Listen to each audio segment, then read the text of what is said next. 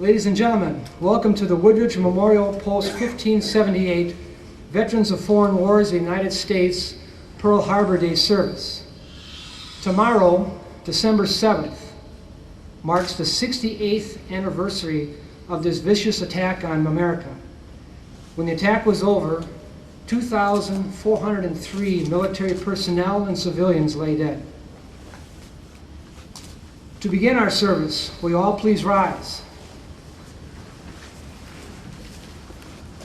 We will now have the Lyle Woodridge Firemen Honor Guard post the colors. Forward, march.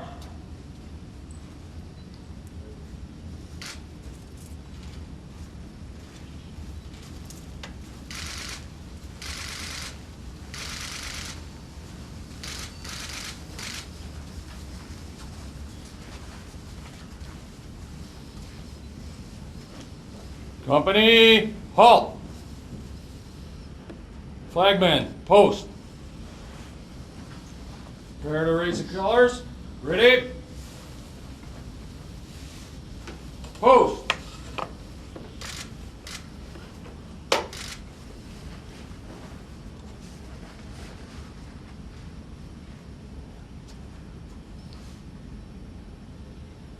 Recover. Veterans and color guard, order, arms. Please join me in the Pledge of Allegiance. I Pledge allegiance to the flag of the United States of America and to the republic for which it stands, one nation, under God, indivisible, with liberty and justice for all. Order, arms. Flagmen, about face. Forward, march.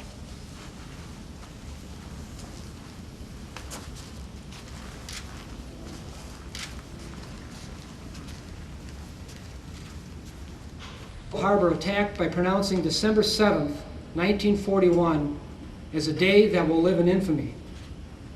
FDR expressed outrage at Japan and confidence in the inevitable triumph of the United States. On December 8th, 1941, the United States declared war against Japan.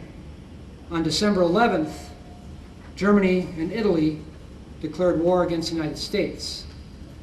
I'm now going to play a DVD that's got the full audio of FDR's speech, since audio was the only media available at that time, but we've got historical pictures that will play in the background. Ladies and gentlemen, as veterans, we have seen firsthand the tremendous cost of freedom. For that reason, we have invited you here today to pay tribute to those who have paid so dearly for our freedom. 68 years ago tomorrow, the sky over Pearl Harbor was filled with Japanese planes. When the last wave of attacking aircraft rejoined the Japanese fleet, 1,178 Americans lay wounded and 2,403 lay dead or dying. A great portion of the U.S. Pacific Fleet was in shambles. Thus began America's entry into World War II. 5 years that changed the world.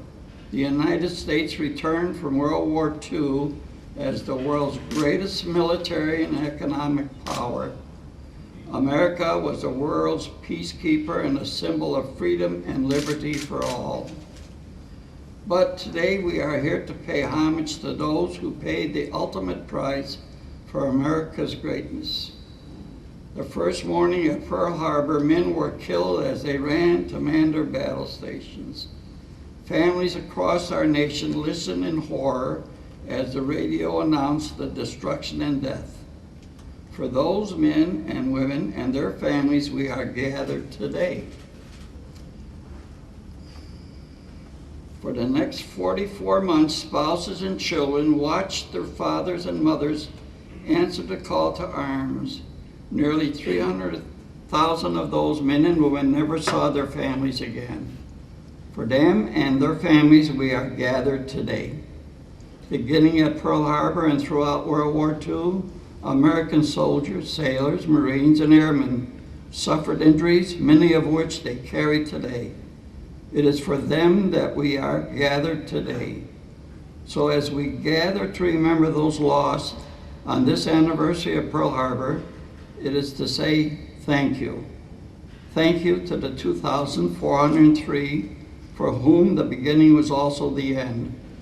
We also say thank you to every man, woman, and child who paid a price so that we may stand here today. As living veterans, we all have paid a price to enjoy the freedoms of today. We ask you to join us in our grief over friends lost and in our sympathy for the servicemen and their families who have suffered. Join us in recalling their sacrifices, their bravery, and their commitment. But also join us in our joy for having served the greatest nation on the face of the earth. For all who have served, for all who have suffered, and for all who have died, may Almighty God bless them, and may God bless America. Thank you.